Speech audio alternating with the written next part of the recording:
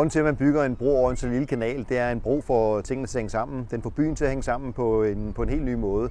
Og så håber vi jo, at broen kan blive et samlingssted, et nyt samlingssted, som giver mulighed for, at man opholder sig på havnen, at man oplever nogle nye tiltag på havnen, som ikke har set før.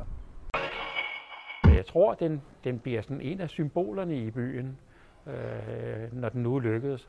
Der var også været sådan en dag som i dag, hvor det blæser udenfor. De kan ikke høre det nu, men det vil også være en oplevelse at stå dernede, næsten som på et skibsdæk, høre hylene i riggen. Den her bro, den er lige så meget et billede på Holbæks historie og et slags landmark, hvor man, hvis du går op på gågaden derop, vil man kunne få et blik ned og simpelthen se det her virvar af master. Og det er faktisk det billede, som var det, jeg i første omgang tænkte, at der kunne være spændende at skabe i forhold til broen.